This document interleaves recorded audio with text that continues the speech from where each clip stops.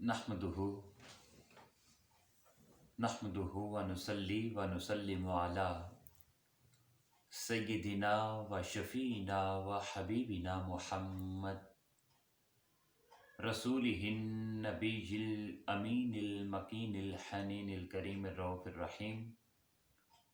اما بعد فاعوذ باللہ من الشیطان الرجیم. بسم اللہ الرحمن الرحیم.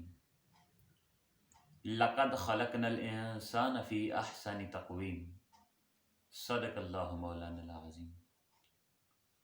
معزز سامعین و ناظرین، بحمدہ تعالی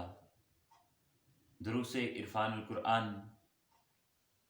مرکزی نظامت دعوت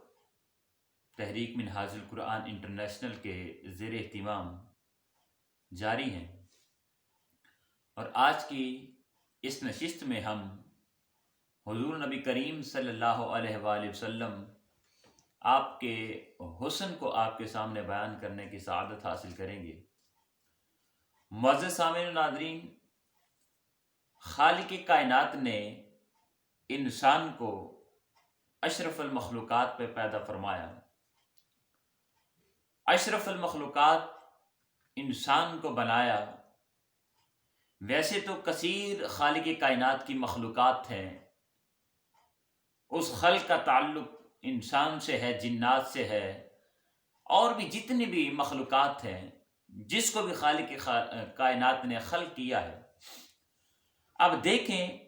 ان تمام مخلوقات میں سے اگر کسی مخلوق کو خالق کائنات نے افضل بنایا ہے، اشرف اور اعلیٰ بنایا ہے، تو اس مخلوق کو انسان کہتے ہیں. اب انسان کو خالق کائنات نے دو طرح سے اشرف بنایا ہے، خوبصورت بنایا ہے. ایک انسان صورت کے لحاظ سے خوبصورت ہے، اور دوسرا انسان سیرت کے لحاظ سے خوبصورت ہے. صورت میں اگر انسان دیکھا جائے تو اس کے تمام اعضاء وہ اپنے اپنے مقام پر ہیں. انسان کے ہاتھ ہیں، انسان کی آنکھیں ہیں، انسان کے کان ہے، منہ ہے، انسان کا سر ہے، ٹانگیں ہیں. تو انسان کا ہر عضو وہ اپنی اپنی جگہ پر اور اپنے اپنے مقام پر ہے. اسی طرح جس طرح خالق کائنات نے انسان کو اس شکل کے اندر خوبصورت بنایا، تمام مخلوقات میں خوبصورت پیدا کیا، اسی طرح انسان کو سیرت میں بھی خالق کائنات نے خوبصورت بنایا ہے. یہی وجہ ہے کہ انسان ایک اچھے تہذیب و تمدن کے نظام کے تحت اپنی زندگی بسر کرتا ہے. انسان کے رہن سہن کو دیکھ لیں، انسان کی زندگی کو دیکھ لیں، تو انسان کا لمحہ لمحہ یہ خالق کائنات نے جو اس کو عقل عطا فرمائی ہے، جو اس کو اخلاق عطا فرمایا ہے، اس کے مطابق انسان ایک سسٹم کے تحت، ایک نظم کے تحت اپنی زندگی کو گزارتا ہے. تو انسان کو خالق کائنات نے صورت کے لحاظ سے بھی خوبصورت پیدا کیا اور سیرت کے لحاظ سے بھی خوبصورت پیدا کیا.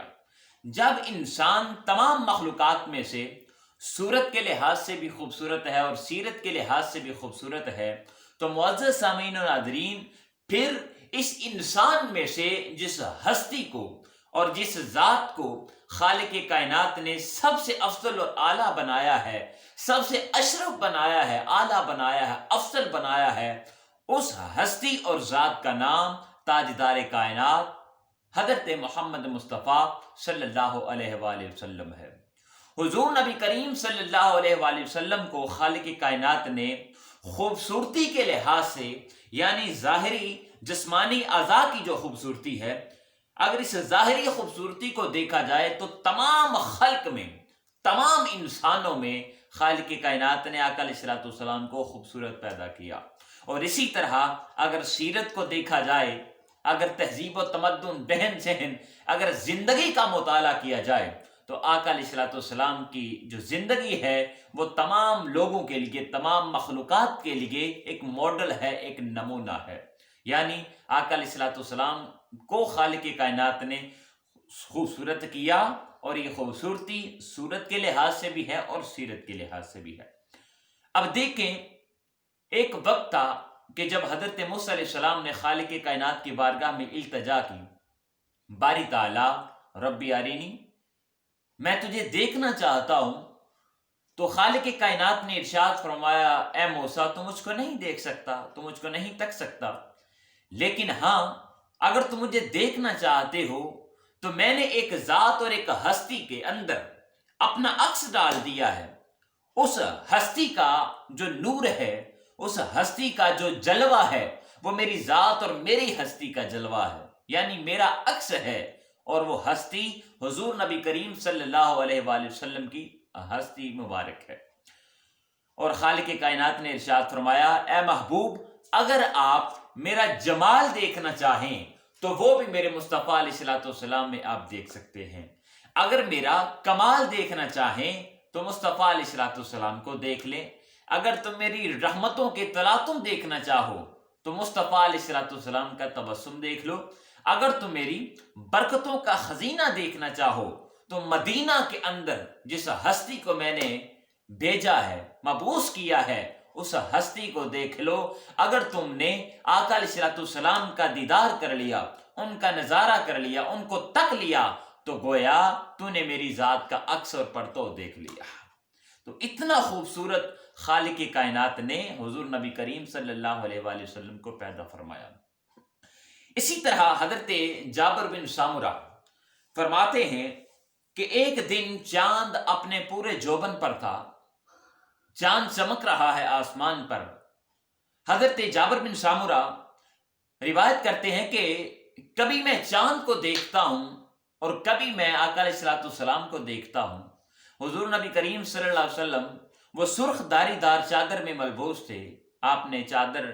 اوڑھ رکھی تھی۔ تو حضرت جابر بن سامورہ رضی اللہ تعالیٰ عنہ روایت کرتے ہیں کبھی میں آقا علیہ السلام کے مکھڑے کو دیکھتا اور کبھی میں چاند کو دیکھتا، تو جو میں نے رزلٹ اور نتیجہ نکالا وہ یہ کہ میرے آقا تاجدار کائنات حضرت محمد مصطفیٰ صلی اللہ علیہ وآلہ وسلم وہ چاند سے زیادہ خوبصورت ہے۔ آقا علیہ السلام کو خالق کائنات نے چاند سے زیادہ خوبصورت، چاند تو کیا سورج بھی اگر رک جائے، اور اسی طرح تمام مخلوقات میں جس چیز کو خالق کائنات نے خلق کیا ہے کسی چیز کا بھی آقا علیہ السلام کی ذات کے ساتھ اور ہستی کے ساتھ موازنہ نہیں کیا جا سکتا، کیونکہ حضور نبی کریم صلی اللہ علیہ وسلم کو خالق کائنات نے ان تمام مخلوقات میں افضل اور اعلیٰ بنایا ہے۔ اسی طرح حضرت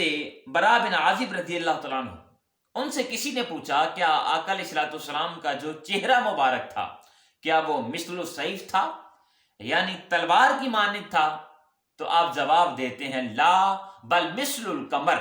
آقا علیہ السلام کا جو مکھڑا جو چہرہ تھا وہ تلوار کی مانند نہیں تھا بلکہ چاند کی مانند تھا، یعنی چمکتا ہوا دمکتا ہوا اور دلکشی والا حسین چہرہ حضور نبی کریم صلی اللہ علیہ وسلم کا تھا۔ اور حضرت حسان بن ثابت رضی اللہ عنہ عنہ انہوں نے کیا ہی خوبصورت اشعار حضور نبی کریم صلی اللہ علیہ وآلہ وسلم کی بارگاہ میں عرض کیے، وَأَحْسَنُ مِنْكَ لَمْ تَرَكَتُ عَيْنِي،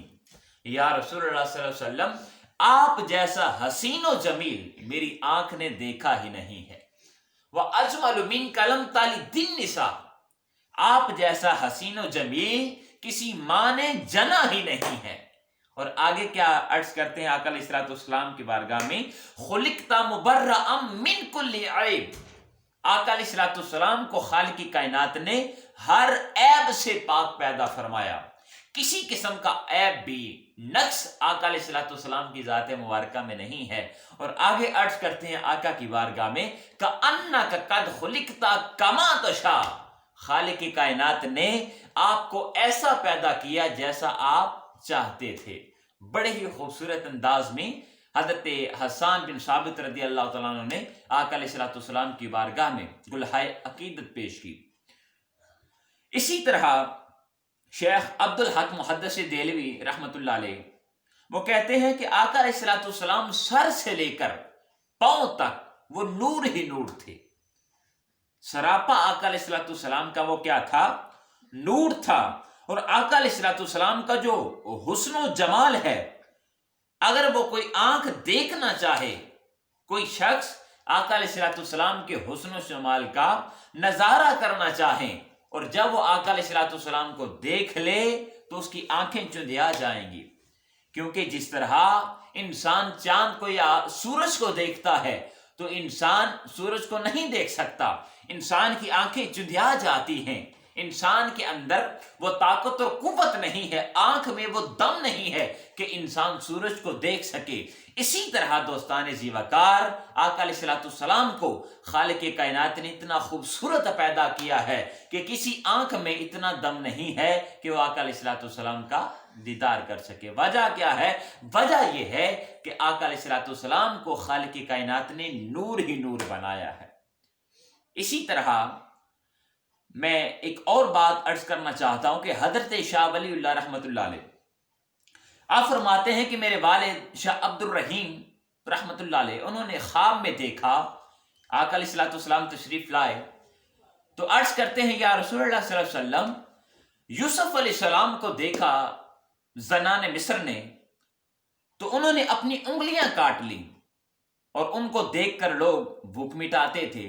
لیکن یا رسول اللہ صلی اللہ علیہ وسلم آپ کو دیکھ کر یہ کیفیت پیدا نہیں ہوتی جو حسن یوسف کو دیکھ کر ہوتی تھی۔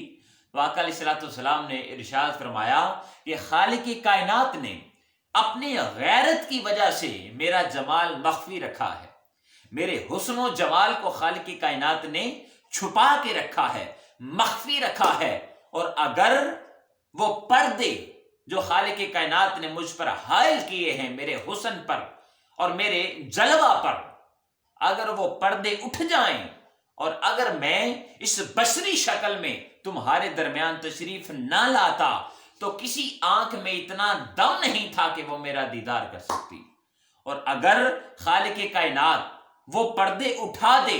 تو جو کیفیت لوگوں کی حسن یوسف کو دیکھ کر ہوتی تھی تو اس سے بڑھ کر لوگوں کی کیفیت ہو جاتی اگر وہ مجھے ایک مرتبہ دیکھ لیتے۔ شاعر نے بڑا ہی خوبصورت انداز میں آقا علیہ الصلوۃ والسلام کی اس بات کو شعر کے اندر بیان کیا ہے کہ خدا کی غیرت نے ڈال رکھے ہیں تجھ پہ 70,000 پردے، جہاں میں لاکھوں ہی طور بنتے جو ایک بھی اٹھتا حجاب تیرا۔ یعنی آقا علیہ الصلوۃ والسلام پر خالق کائنات نے اپنے حجاب ڈال رکھے ہیں 70,000، یہ شعر کے اندر بیان ہو رہا ہے 70,000 خالق کائنات نے اپنے حجاب، اپنے پردے آقا علیہ الصلوۃ والسلام کے حسن پر ڈال رکھے ہیں۔ اگر ان پردوں کو اٹھا دیا جائے تو ایک تجلی خالق کائنات نے کوہ طور پر ڈالی تھی تو وہ جل کر راکھ ہو گیا تھا۔ اگر آقا علیہ الصلوۃ والسلام کے اوپر سے یہ پردے حائل ہو جائیں، ہٹ جائیں، تو دوستان زیوکار اس جہاں کے اندر لاکھوں ہی طور بن جاتے اگر آقا علیہ الصلوۃ والسلام کا ایک ہی پرتو دیکھ لیتے۔ اسی طرح سیدنا اویس کرنی رضی اللہ تعالیٰ عنہ آقا علیہ الصلوۃ والسلام کے بارے میں ارشاد فرمایا کہ اے میرے صحابیوں، میرے اویس سے ملنا اور اویس سے جا کر کہنا کہ آقا علیہ الصلوۃ والسلام نے یہ خرقہ عطا فرمایا ہے اور اس کے ساتھ پیغام دیا ہے کہ آقا کی امت کے لیے بخشش اور مغفرت کی دعا کر دیں۔ سیدنا اویس کرنی رضی اللہ تعالیٰ عنہ آپ کے پاس حضرت عمر فاروق رضی اللہ تعالیٰ عنہ اور مولا علی شیر خدا رضی اللہ تعالیٰ عنہ وہ پہنچے۔ جب کرن پہنچے، گفتگو ہوئی تو سیدنا اویس کرنی رضی اللہ تعالیٰ عنہ نے پوچھا کیا آپ نے آقا علیہ الصلوۃ والسلام کو دیکھا ہے؟ صحابہ کرام نے اس بات میں جواب دیا ہاں، ہم آقا علیہ الصلوۃ والسلام کو ہم نے دیدار کیا ہے، ان کا مکھڑا دیکھا ہے، ان کی صحبت میں رہے ہیں، ان کی معیت میں رہے ہیں۔ تو سیدنا اویس کرنی رضی اللہ تعالیٰ عنہ کہتے ہیں لم تریا من رسول اللہ صلی اللہ علیہ وسلم الا ذلہ، جو تم نے ذات مصطفیٰ کو دیکھا ہے، تکا ہے، وہ سوائے آقا علیہ الصلوۃ والسلام کے عکس کے، سایہ کے اور کچھ نہیں دیکھا۔ یعنی آقا علیہ الصلوۃ والسلام کی جو حقیقت ہے وہ یا تو خدا جانتا ہے یا مصطفیٰ علیہ الصلوۃ والسلام خود جانتے ہیں۔ اسی طرح حضور نبی کریم صلی اللہ علیہ وسلم کی حسن و جمال، اس پر بہت ساری باتیں انشاءاللہ ہم اپنی آگے آنے والے نشستوں میں آپ کے سامنے بیان بھی کریں گے۔ تب تک اجازت دیجیے، اللہ رب العزت کی بارگاہ میں التجا کرتے ہیں خالق کائنات جو کچھ ہم نے سنایا اس پر ہمیں عمل کرنے کی توفیق عطا فرما، اور آقا علیہ الصلوۃ والسلام سے دن دگنی اور رات چگنی محبت کرنے کی توفیق عطا فرما۔ وما علینا الا البلاغ المبین۔